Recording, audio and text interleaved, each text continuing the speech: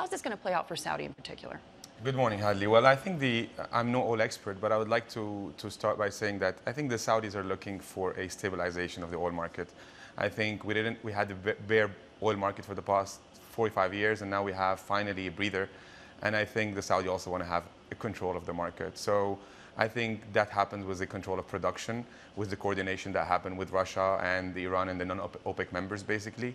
And I think they're trying to make sure that we don't get from a complete bear to a complete bull, which also didn't make sense because the bear didn't make sense then, and I think the bull wouldn't make sense tomorrow. Okay, so Saudi Arabia, the second best performing stock market in the world right now. A lot of excitement. This is the region's biggest economy. Whatever happens in Saudi Arabia has a knock-on effect to every other country in the region. Now you've got this MSCI, emerging market inclusion. What does this actually mean for Saudi? Well, I mean, it's a great news for Saudi. We've been waiting for that for a while. It is actually the climax of a lot of things that happened in the past few years, leading to the integration of the Saudi market into the global market, but I would say even the global economy. I would like to take you a few years back. So if you look at Saudi, the effort that has been done into opening up the economy. So starting from the 2000 with WTO accession for Saudi Arabia, and eventually opening a lot of sectors for FDIs and foreign direct investment, to ultimately the integration of the capital market in the global economy that happened with the huge CMA effort that was put together into getting the Saudi into the FTSE index and now the MSCI EM index.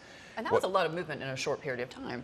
I mean, the effort that was put by the CMA was immense. I mean, first we started with the QFI rule, which allowed qualified foreign investors to get into the Saudi market. That's number one. And eventually a lot of structural changes, which is the T+2 settlement as opposed to T+0, the shorting, the stock lending, so on and so forth. And I think this led to eventually the decision by MSCI to include Saudi. And if you think about it, Saudi is the 800-pound gorilla in the region. Other markets are MSCI integrated. UAE is, Qatar is, Pakistan is. So Saudi represent more than 50% of the market cap of the region, of the liquidity of the region, of the float of the region. So it made absolutely, it was nonsensical for not having Saudi part of MSCI now that these structural changes are behind us. Hey everybody, it's Hadley Gamble from our new CNBC Middle East Bureau in Abu Dhabi. Thanks for stopping by. Now to watch more, you can try one of the videos that just popped up on your screen. And don't forget to subscribe.